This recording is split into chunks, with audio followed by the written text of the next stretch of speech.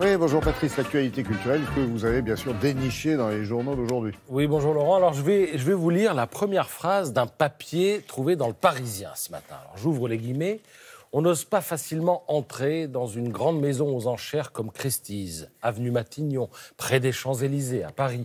Tout intimide, l'adresse, l'entrée rutilante, le personnel de sécurité plus élégant que vous. On se dit que c'est pour les autres qu'il faut avoir de l'argent, beaucoup d'argent, et pourtant non. Poussez la porte, recommande ce matin le Parisien. Alors oui, effectivement, poussez-la. Et pourquoi ? Eh bien, pour y voir la collection Rockefeller. Vous pouvez le faire jusqu'à mercredi 18h. C'est gratuit, cette collection. On vous la montre parce qu'elle sera vendue aux enchères à New York au mois de mai.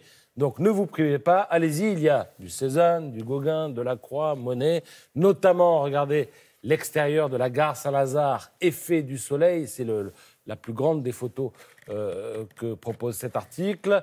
Vous y verrez du Corot aussi, regardez en bas à gauche, on voit le quai des Esclavons à Venise. Alors les prix sont affichés dans cette expo, il y a notamment une pomme de Picasso qui est évaluée entre 1 et 1,5 million d'euros.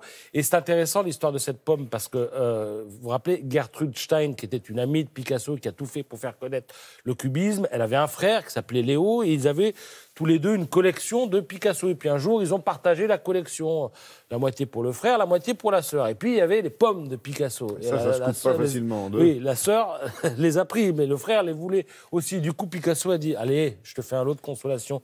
Il a dessiné une petite pomme. Simple dessin. Ce dessin est dans l'expo, il est aujourd'hui évalué entre 1 million et 1,5 million d'euros. Alors, il paraît qu'il y a aussi des dessins qui sont affichés à 200 euros. Voilà. Mais ça, c'est le prix de départ. Peut-être que les enchères vont s'emballer à partir de ce prix-là. Et vous avez aperçu le tigre jouant avec une tortue. Ça, c'est de la Croix. Celui-là, il est évalué 5, 6 à millions, entre 5 et 7 millions d'euros. Voilà, c'est la petite photo qui est au milieu sur la droite. Mickey, 90 ans, Plutôt. Bon anniversaire. Vous-même.